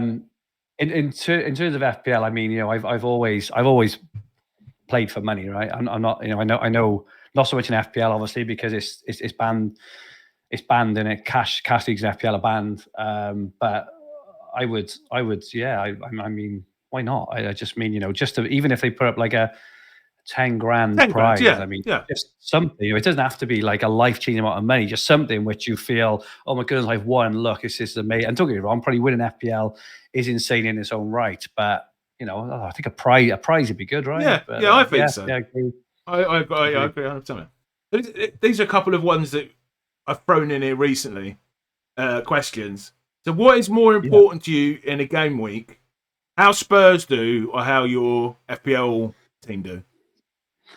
It's a really good question, and again, I'm probably going to get a lot of stick for this, but I'm a big Spurs fan, but I'm a fantasy obsessive, and I have been for a long time. I agree. I agree. It's my answer as well, but most people won't admit to this. No, they won't. But I had a turning point maybe 10, 12 years ago when it just overtook each other, and and there's times I think Son scored a hat trick or 4 goals against Southampton about 2 or 3 seasons ago in like game week 3 or 4. And I nearly brought him in, and I didn't. And he scored 4 goals. Spurs battered Southampton, but I was fuming. I was absolutely fuming because I hadn't brought him in. So I support Spurs. I like when they do well, and I will get pelters for this. But if I get fantasy points and Spurs lose, I'm happy at the end of the day, which is the wrong answer to football fan. But when you just when fantasy football is is your sort of everything, that's just what it is. But do you? And you're the same, Gary, are you? I'm the same, yeah. I mean, I'm a Newcastle supporter. I think I did this question in I don't know, I'm going to say 13, 14 interviews ago, and I think the only other person who agreed with me was FPL General. But partly that's because Man United are so shit. I think as well, so he doesn't expect them to do that well. But I think he's the only other person that's gone that side of it. But yeah, it's just it's exactly the same. It's overtaken. I mean, I'm a big Newcastle supporter, but I was always more of a football supporter than anyway. So enjoyment of the whole game. So it just FPL adds to. So I guess it's natural for me that was the outcome, if you know what I mean. Yeah, exactly. I don't feel you have to justify it. It's just how you feel, right? It's just it's just what it is. Yeah. So yeah. I mean, I wish more. I wish more people, if they felt it, would admit it as well. Because why not? It's just how you feel. You can't help it, can you? So I'm going to guess based on what you just said there. The answer to this is going to be no. But does the team you support affect the players you pick or anything? Like, would you not captain Salah against Spurs because you don't want him to do well against Spurs, for example? Well, I would captain Salah. Well, last year I would captain Salah against Spurs every day of the week because Spurs were absolutely dreadful last year. No, I'm completely objective. I'm objective when it comes to that. Sorry, I've lost you on screen a sec, Gary. It's my end. 1 sec. Go on. I've got a dodgy wire on. Yeah. Sorry about that to you. Just had a slight technical issue there. So next question, Fergie, which is a new one I've added in. Have you ever rage quitted a player out and instantly regretted it? Oh, I definitely would have years ago. You're not so much in FPL because I've very much been a sort of last minute transfer maker. But like I say, in some of the other games, you can transfer a player out straight away, and there have been occasions where I've been so angry with a player after one game that I've transferred him out for the following game in a fit of rage when you've got limited transfers over a season. And then that player I have. Was it Sky you only get? That has gone on and on. Sky you only used to get 38 transfers or something. Yeah, it's 40. It was 40 at one point. So the Telegraph is only 40. Years ago it was only 20. Years ago it was only 6. You get 6 transfers for a whole season. Really? And Dream Team, you'd only have 3 a month. So this a few years ago again. So it was like every transfer had to be an absolute nailed on, well thought through one because it impacted your whole season. And sometimes, I doubt it where I'd Captain Aguero and he'd blank or something. I'd rage him out for someone else. Then Aguero would go on and score, 2 back-to-back hat-tricks straight after. But yeah, it was. I've had a few of them. I haven't an FPL because I'm very much I reflect and then I make my transfer end of the week. But in other games, I've done it loads and loads of times. Yeah. But I don't anymore. I would say I don't anymore now. I'm very laid back and chilled because as you play and play and play, you realise that the outcome is just out.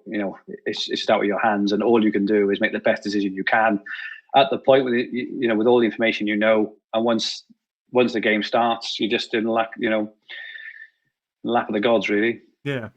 So the last question I usually ask in this section, Fergie, is what advice would you give to anyone who, in general, struggles with their mood/mental health as a result of FPL or any other sort of fantasy football?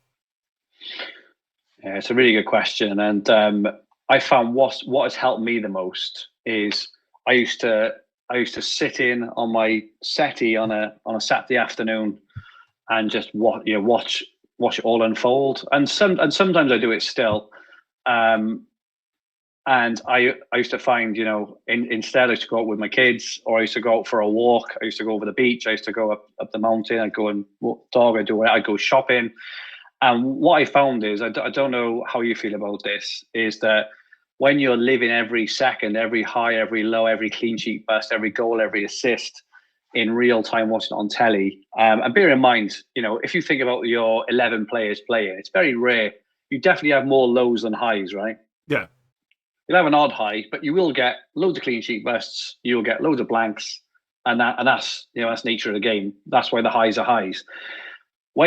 I find when I'm out and about, living a sort of normalist life in that period, I have the goal alerts on my phone, so I can look and say, "Oh, Haaland scored." I'm like, "Oh, great!" If I've got him on captain him, or if not, it's like, "Oh, bollocks."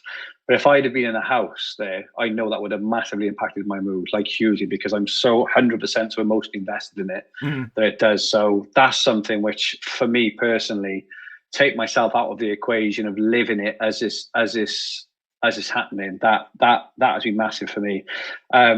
Social media. I mean, I've personally taken a massive step back from social media over the last year or two. I mean, a few years ago, Twitter, or X especially, used to be such a wonderful place, wonderful characters, wonderful engagement, lots of back and forth. We used to have spaces like, we used to do spaces with like Mark Southerns and Luke Williams and loads of us late into the night, and we just sit and we just talk and we chat with all sorts of people from all over the community, incredibly respectful, really good fun. And like people are not doing it as much now for whatever reason. And I think, the hindsight merchants, I told you so, that was obvious, you don't know what you're doing and stuff. It's just like, I don't know if it's just I'm getting older, mate. I'm 45 now, and I'm just I just can't be doing with it.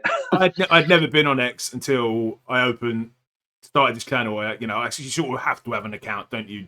You do. Got your you own do. channel. You do have to, and I didn't mind it for a while, but it was because I was literally only going on and posting my videos, and then that was it. But over the summer, I've sort of looked at it more and interacted, and it's just horrible. I wish I could close it, to be honest with you. If I could, I would. You know what I mean? Just not a nice atmosphere. If you can find some people around you, whether it be your friends on WhatsApp, whether it be some kind of community forum, whether it be whatever it is, that you can just go and find some solace, you can just have a chat, or just not have a chat. I've got some amazing relationships with people where they know if I've had a bad game week, just don't message me. It's fine, and I'm the same with them. But I've also got relationships with people where if I've had one, they'll be like, ha ha ha. But it's the kind of relationship you have with the person as well, the kind of relationship you want to have with specific kind of people. Sounding boards, people you trust, people you love. They're the people you should be spending your weekends with, and stuff. So I think it's really important to surround yourself with the kind of people you want to be surrounded with, because when you're on these massive platforms, 99.9% of the people you don't even know, right? And so I think you could take breaks. And one thing at which again you kind of learn sort of more and more you play, really, if you can. It's a cliche, but it's true. And people who don't say this or don't agree with it, I think are just sort of wind-up merchants, right? But just focus on the on the process of playing and not just the outcome. The outcomes just completely and utterly out of your hands. And I just think overall, for all the fun and the competition and everything else, it's important to remember that we are humans, we are emotional, and I think the game should make life better, not harder. If FPL is making your life harder, you just need to really rethink of how you engage with the game. It's supposed to make life better, right? So and if it's not, there's all these things you can do. So yeah. Okay, so we'll move on to the final part of the interview now, which is usually where I ask people how their season's going, but obviously we're out of season, but we are literally on the day the game's released. So I just thought at this point, I'll ask you some other questions as well. But the game launched today. What are your thoughts on the new rules? Well, yeah, I'll ask you about that first, then I'll ask you about players and stuff. Any strong feelings? I think they changed it a lot, all in one go. I would have maybe preferred it to have been sort of staggered over a year or two. Yeah. I think the double chips is good. I think I think it'll just add to engagement. It'll make it really swingy. There'll be a lot of variation of teams. There'll be loads of variety of chip strat. I'm not even sure there'll be chip strategies in the first half of the season. I was thinking about this earlier. If you think about it, a chip strategy is based on a set of assumptions that kind of happen, and we always know double game week. There's no double game weeks. There's no doubles, right? No, there's no doubles, so there's no advantage really to playing specific chips in specific weeks, other than maybe highlighting a week where, I don't know, the top three play the bottom three. You might play a free hit, for example, or play triple captain. But I feel what it's going to be is, personally, that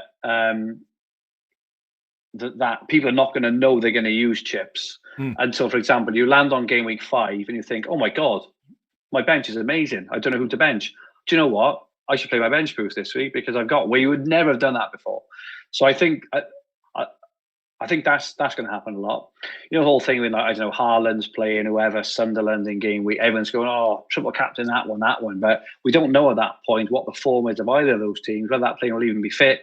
So I really think that up until game week 15, when this AFCON thing, I'll touch on next, is going to be a play it as you see it almost. If you've got a crappy team, you might, stuff it. I play my free hit this week. The thing is, people may use. With the bench boost, everyone's talking about game week 1 at the minute, but you're going to have a wild card that you can use it straight after. You're going to have the 5 free transfers that you mentioned. You can use it. There's lots of opportunities that I don't think people, at least at the time of recording, have maybe looked at yet. Do you know what I mean? I'm never a fan of game week 1 for bench boost. That's because a lot of the time we're just not 100% sure who's going to play. Chelsea have just finished, in the in the Club World Cup. Yeah. And, he probably will play, but is Power definitely going to play? Is Cucurella, João Pedro, whoever, are they definitely going to play? So, Man City were involved in it. There's still transfers to happen. There could be random benchings. We're not 100% sure, for example, who's going to be the number 1 out of Kirkes and Robertson. We think it's Kirkes. Will we be uber surprised if Robertson started the season and Kirkes made his way in game week 3 or 4? No.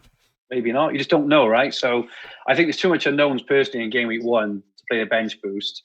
I think the AFCON thing is just overkill. That's the one where I just don't understand. I think it's completely unnecessary, and I think it's. I get why FPL are doing it, is to give people who are disengaged a chance to build their teams up again. But in terms of the strategists like ourselves who like to play the game a certain way and like things to be hard, because we like to dig our way out of holes, and that's our edge on the rest, right? It's not good. So I'm not massively keen on that.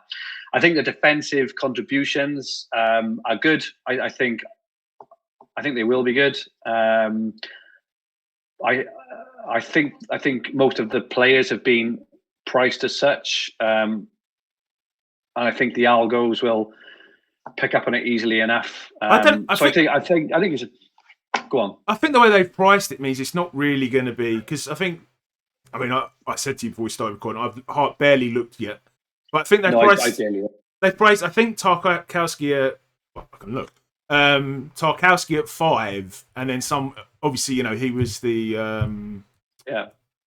highest scorer, and Milenkovic at double check. He's 5.5. I think Milenkovic is 5.5. I think he's expensive. You sure? The guy who plays for the other Everton defender. Maybe I'm saying the wrong name. The Everton defender that begins with M. Yeah. Do you know the guy? The guy I mean. You mentioned the Forest one there. Yeah, Milenkovic is the Forest. Michaelenko. Yeah, I think he's 4 or 4.5. So it's sort of.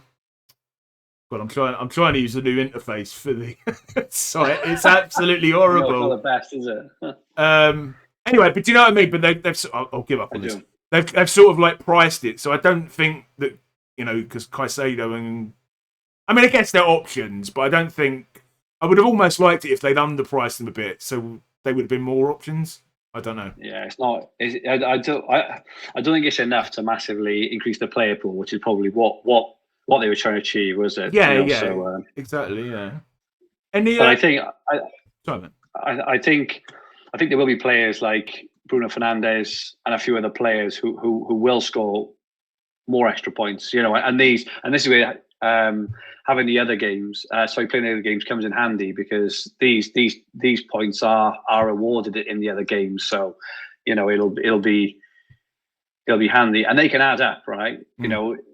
Because if you get the 2 points, it's not, an assist is worth 3, and if you've got an assist of a cheap midfielder nearly every week, you'd be buzzing, right? You'll be over the moon. So if they can get this, some or most weeks, the extra 2 points, it can really add up over a season. Because I think that I saw a few people saying things like, it's only 40 points over a season. It's not that much. Like 40 points is massive, and that was for one player. Imagine you averaged 10 points over your squad of 15. That's 150 points over the season, which is it's ridiculous. So I think it might be undervalued, and I think it'll definitely help with 50-50s. If you're stuck between 2 players, you may say, well, this guy has got a slightly better chance of getting that, so I'll go with him. It'll be interesting.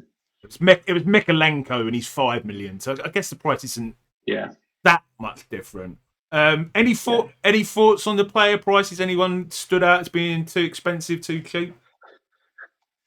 It looks like they priced it well, and it looks like they priced it quite hard as well. I tried to make a team earlier, and it was incredibly tough. So my first instinct when I saw the price of Salah and Haaland, I do think this year there's opportunity to go against them, because that's what I think, Salah towards the end of the season, obviously, won himself at all for whatever reason. I know he always starts the season really, really well, but depending on who Liverpool end up playing as their front four, I think there are some real good alternatives. If their front four is Salah, Wirtz, Luis Diaz, who may be leaving, and Etikite, you can go for Etikite, Ekitike. Sorry, I can't pronounce it either, mate. That's why I'm being quiet. You can almost get Ekitike and Wirtz, or Ekitike and Luis Diaz, for only 3 million more than just having Salah, for example. I know that Salah will be really heavily captained, but that's 2 players instead of 1. Obviously, 2 pieces of Liverpool attack, and that's not even having Wirtz, who I think is coming at 8.5. 8.5, nearly half of Salah's price. So, and Haaland, just based on last year alone, is definitely not worth it. So, I tried to build a very, very loose first draft earlier with stacking up on massive mids, like a real power midfield of Saka, Palmer, Bruno Fernandes, Wirtz, and someone else, and then João Pedro, Solanke. I found these Spurs to get off to a decent start. Maybe Woods, because Forest have got good fixtures, and then a premium defence.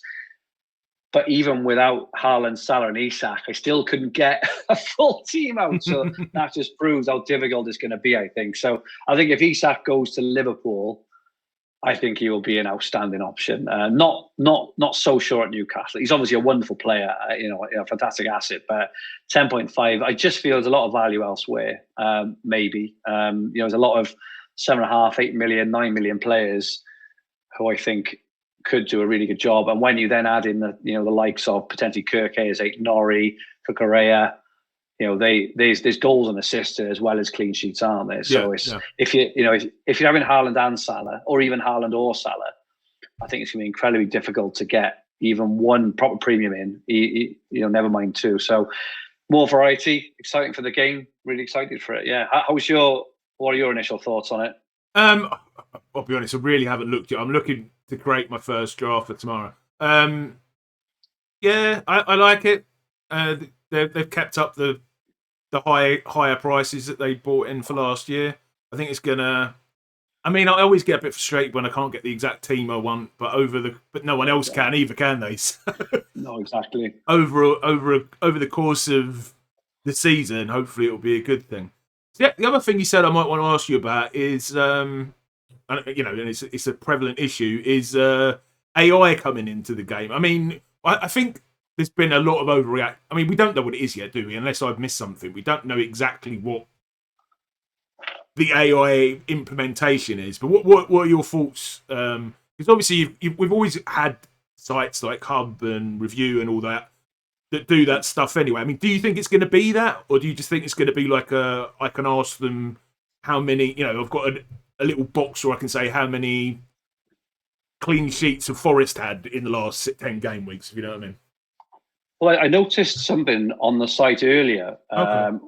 When I was on my phone, like I said, I've been out this afternoon, so I haven't had much of a time to actually have a look. But there was some kind of AI or something on the homepage. I'm not sure if it was on the app actually. It might be on the app. There's an AI. AI, It was very much. There's an AI thing for creating a team logo or something. I saw that. No, this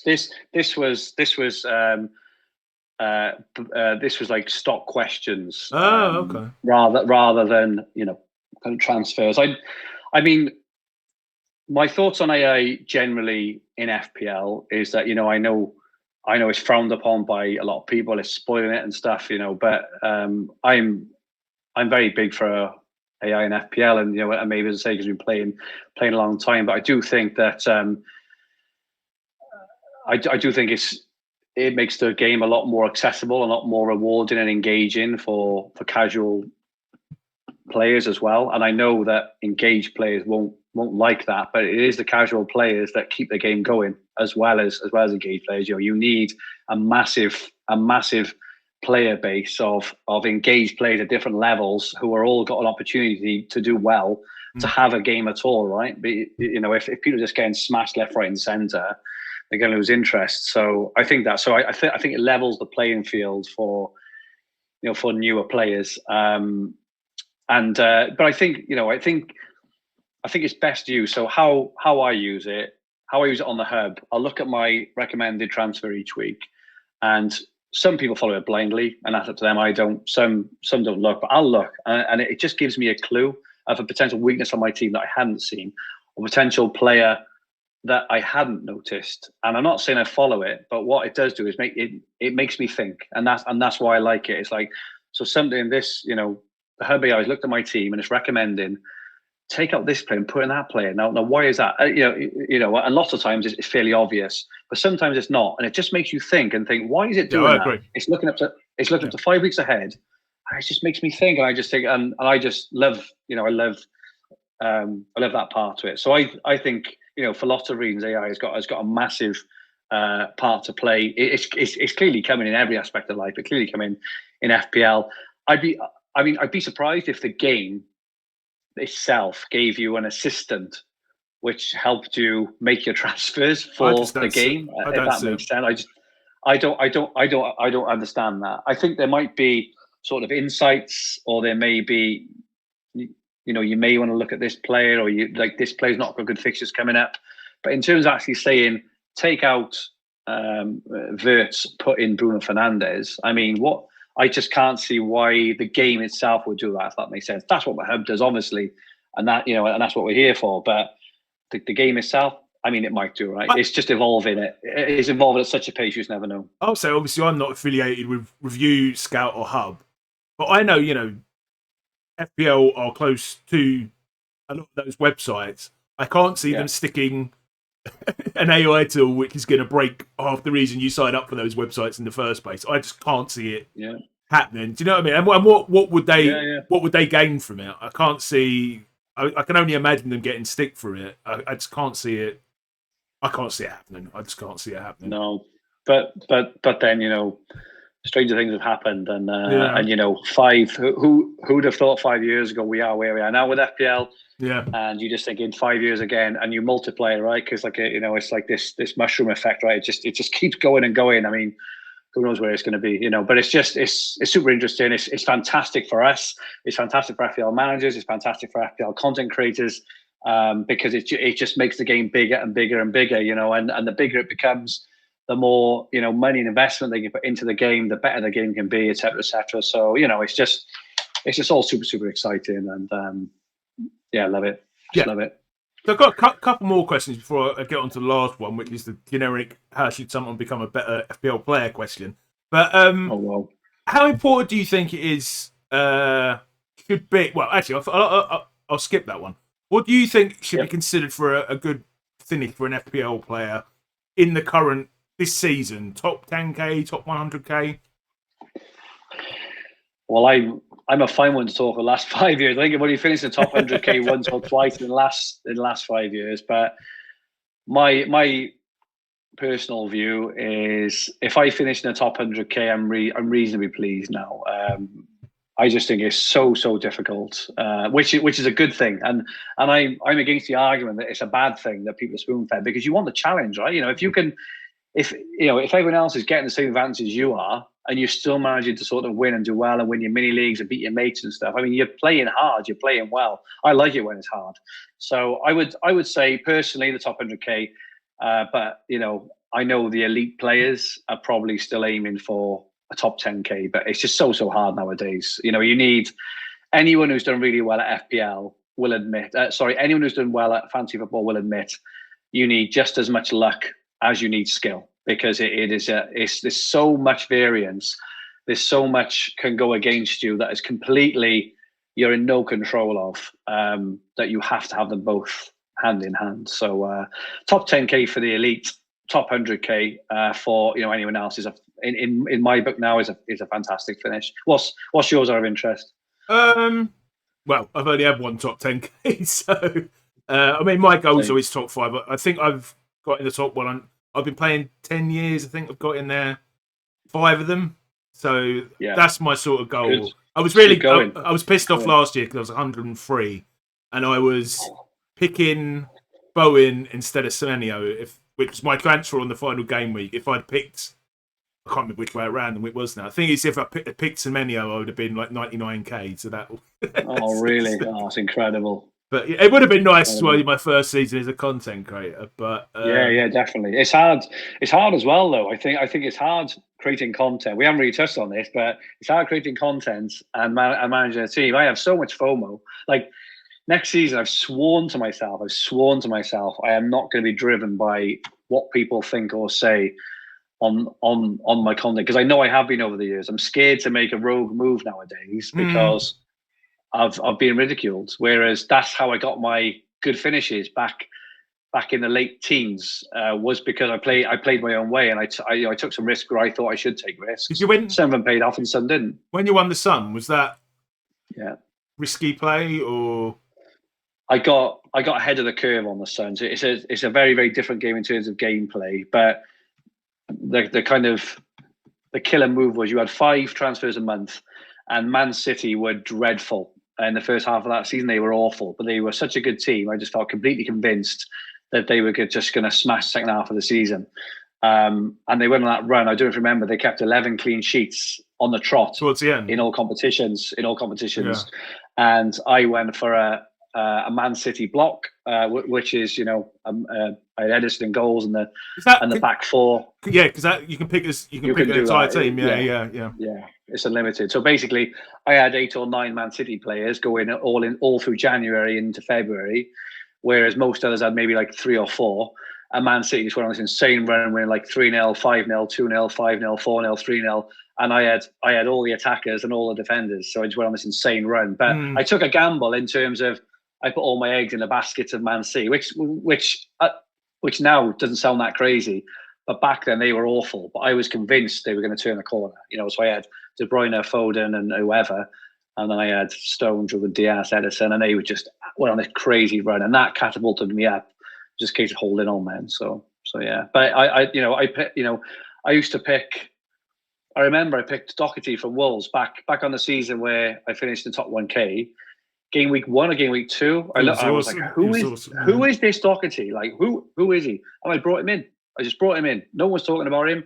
He got 15-pointer. I think he blanked 15-pointer or something. And that just put me in a position to just, climb all season. Whereas I would never do that nowadays, because I would be like, oh, bro, I wonder what people will say. If it doesn't come off, I look an idiot. I just got to get away from that, and really play my own game. And I would rather laugh at myself and look an idiot rather than just play the boring old FOMO game I've played for the last 5 years. So I'm determined this year. And at the moment, I don't think I'm going to go Salah or Haaland. So I'm opening myself up massively. So it'll be fun. This is a bit of a crazy question. Before I ask you that last question, what's the most random reason you've ever picked a player in FPL? Oh, the most random reason. That's a really good question. I might have to have a think about that one. The most random reason. say this about 4 years ago. I saw that Ilkay Gundogan. Well, it was quite a famous or iconic sort of Green Arrow episode actually. I picked out Gundogan as a pick, and it was because I just started to see that he was taking up positions in the bot, and he was not known for that at that time. Whatever, he was like a defensive midfielder really. Yeah. And I just noticed in one game, and I went on Green Arrow and I said, "Do you know what, Adam?" I went Ilkay Gundogan, and I was laughed out of town. And Adam was like, I'm not going with, and Adam was very supportive of me normally. He said, "I'm not doing it, mate. I'm not sitting here on this podcast in front of these thousands of people and saying, pick Ilkay Gundogan. you can go to hell," right? And it was the same season actually as Son. And I brought Gundogan in for spite for him saying that. And Gundogan scored that week, and I don't know if you remember, he went on that crazy little run where he scored like 6 goals in 6 games, and it was beautiful. It was that, but I did it to spite Adam. Was the reason was because he gave me such a hard time. And the chat, all the YouTube chat would give me such a hard time. Like, Gundogan, what are you talking about? And again, it may seem obvious now, but back then it was like picking, like Gravenberch for Liverpool, if you know what I mean. Yeah. It was that kind of rogue, stupid move, but yeah, it paid off. But yeah, I had Adam back every week. I was just like this. What was that, Adam? What was that, Adam? Giving me stick. And yeah, it was good. There's always a player like that, like Jesse Lingard when he went off at West Ham a few years ago. There's always someone every season, isn't there? So I'll finish by asking you this question with a maybe not massive FBO expert, given your last few ranks, but a great... No, it's fair enough. Absolutely. A Sky Sports fantasy football legend. What tips would you give someone in terms of having a good 25-26 FPL season? Well, I suppose it depends what you mean on good. If you mean doing what I've done for the last 5 years, which is just finish in a pretty mediocre position by just playing, the numbers game in terms of just going with the template and making the template move, sometimes having the odd success and having the odd loss. Just follow the template. If that's what you want to do, you'll probably finish in the top sort of 500k. Yeah.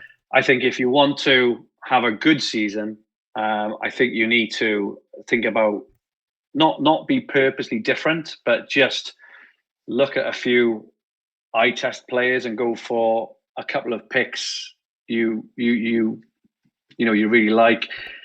Like I say, not just doing it for being different at all, but it'll also massively enhance your enjoyment of the game as well. There is nothing better, guys, I'm sure you know, that you pick someone fairly low owned and they come up trumps. It's just the best bit.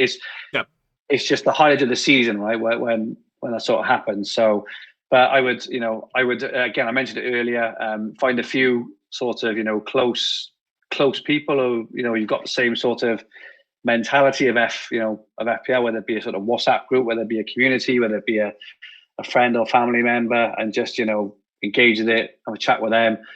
I'd watch some content, but I would personally stick to trusted content who you can relate to, and who you can have a laugh about it with, good or bad.